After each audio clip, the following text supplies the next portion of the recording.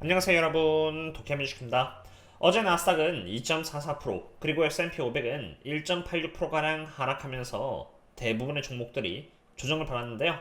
반도체 대부분이 하락했고요. 빅테크가 하락했으며 테슬라 또한 이렇게 약 3%가량 조정받는 등 대부분의 종목들이 조정을 받았던 하루였습니다. S&P 500의 경우는 보시다시피 한번 bearish engulfing 패턴이 나왔고 그와 동시에 rising wedge 패턴이 나온 끝에 어제 하락과 함께 이러한 패턴을 따라서 트렌드를 이탈하게 된 모습을 처음으로 보인 상태로 여기 5690의 지선이 깨질 경우에는 5600까지 내려갈 수 있는 상태라고 보시면 좋을 것 같고요. 나스닥 또한 마찬가지로 라이징 매치 패턴이 나왔고 웨이브 패턴에 있어서 여기 A, B, C, D, E가 다 완성된 상태로 마찬가지로 이러한 패턴에 따라서 큰 폭으로 상승을 이탈하게 된 상태입니다. 상승 패턴을 드디어 처음으로 이렇게 이탈하게 된 만큼 단기적으로는 반등이 나올 수도 있겠지만 그래도 장기적으로는 하락의 흐름이 좀 더 이어질 수 있기 때문에 지수라던가 고평가 기업을 상으로는 방심하면 안 된다고 생각이 되는데요. 아무래도 증시가 이렇게 약세를 보이고 있다 보니 테슬라의 경우 4일 연속으로 하락하면서 고점 대비 약 8.5% 정도 조정을 받았고요. 이제는 여기 갭의 경계인 242달러 정도를 앞두고 있는 상태입니다. 오늘은 옵션 만기이기 때문에 옵션 포지션들이 어디 쪽으로 수렴하냐에 따라서 주가의 흐름이 정해질 수 있는 만큼 오늘의 옵션 현황을 한번 참고해 보도록 할 텐데요. 파란색이 바로 풋옵션이고 초록색이 콜옵션으로 250달러의 위치에 상당히 많은 풋옵션이 잡혀 있고요. 추가로 여기 245달러의 위치에 풋옵션이 2180여 개 정도로 매우 많이 위치하고 있기 때문에 아무리 못해도 풋옵션 측에서 지선 역할을 함으로써 245달러까지는 사수해 줄 것이라고 봅니다. 물론 250달러의 위치에 있는 여기 풋옵션 측에서 수익 실현하는 과정에서 주가를 250달러 이상의 위치까지 끌어올릴 수도 있지만 어쨌든 오늘은 옵션 만기일이고 옵션 세력들이 어디 쪽으로 밀집됐냐에 따라서 오늘의 최종 주가가 결정된다고 보시면 되는 것입니다. 그렇기 때문에 일단 저는 최소한도로 오늘 245달러까지는 테슬라가 지켜줄 것이라고 보고 있고요. 그럼 이제 중요한 것은 바로 다음 주에 잡힌 테슬라의 옵션 현황인데 대선을 고려해서 일단 옵션 세력들은 미리 다음 주 옵션 만기일인 11월 8일 기준으로 세팅은 완료된 것 같고요.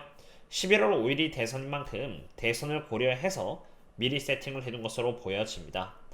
다시 말해서 대선 결과가 뜨고 11월 8일까지는 이 정도의 주가까지는 갈 것이다 라고 예상하고 포지션이 몰렸다라고 이해하시면 되는데 이것 또한 어디까지나 확률적으로 계산해서 잡힌 포지션이기 때문에 절대적인 근거라기보다는 투자 근거 중 하나로서 보시면 좋을 것 같고요.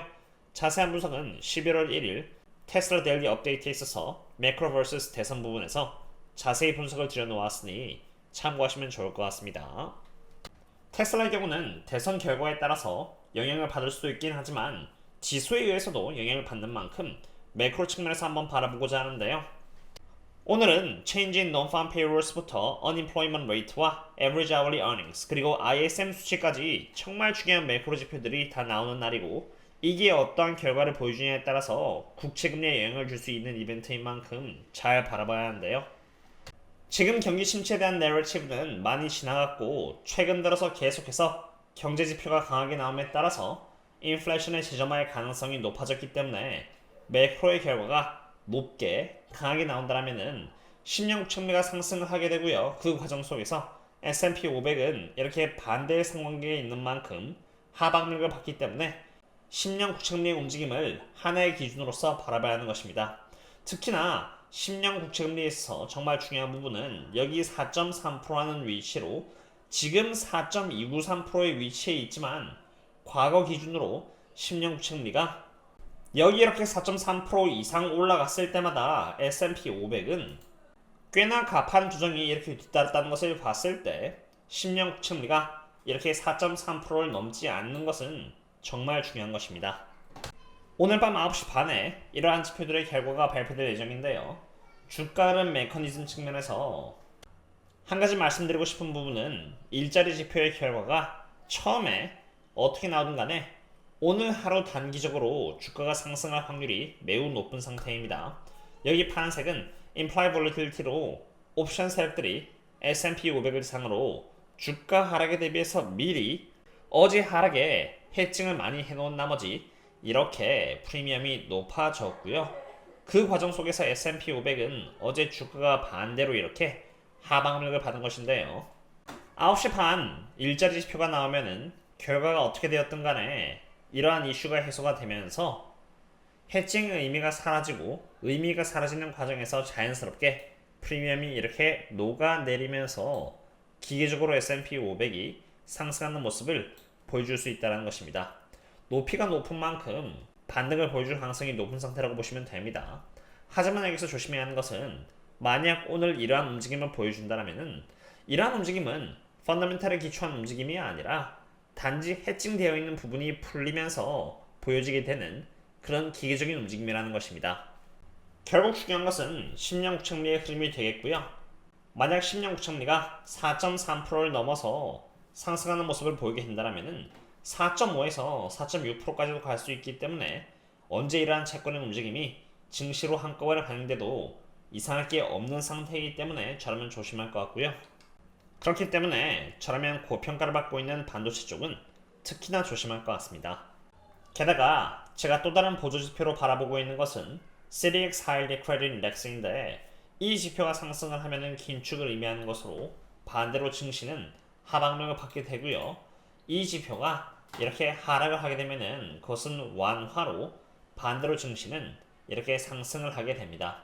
정확히 반대의 상관계를 갖고 있는데 잘 보시면은 2024년 8월 달에 이렇게 가파르게 상승을 하면서 큰 조정이 이렇게 따라오긴 했지만 8월 달부터는 꾸준히 이렇게 하락 추세를 그리면서 증시는 완화적인 분위기 속에서 이렇게 상승을 이어나가는데요.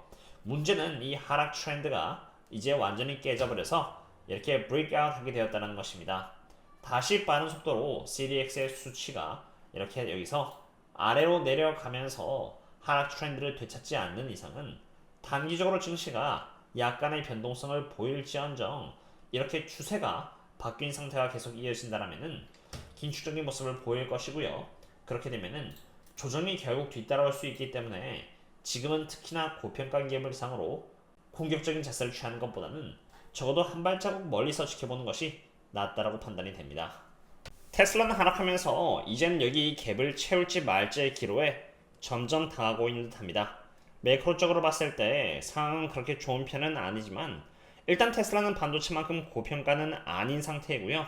추가로 테슬라의 주가는 우연인지 아닌지 모르겠지만 여기 24년 4월달을 시작으로 꾸준히 트럼프의 승률과 함께 동일한 상관계를 보여줘 왔습니다. 그렇기 때문에 만약 이러한 상관관계가 유효하다면 적어도 단기적으로 트럼프가 당선을 한다고 하면 테슬라 주가는 상방압력을 보일 것이라고 판단되는 만큼 어떻게 되는지 대선 결과를 한번 잘 기다려보고자 합니다. 오늘은 테슬라와 매크로에 대해서 한번 알아봤는데요. 매크로와 테슬라, 원유, 그리고 저평가 기업 등을 주제로 제가 주 25회를 다룰 정도로 정말 다양한 분석들을 공유드리고 있는 상태이니 만약 영상 외로도 추가로도 분석을 하면서 투자를 하기를 희망하신다면 참고해보시는 것도 나쁘진 않을 것이라고 봅니다. 오늘은 여기까지가 되겠습니다. 그럼 다음에 또 만나요. See you later.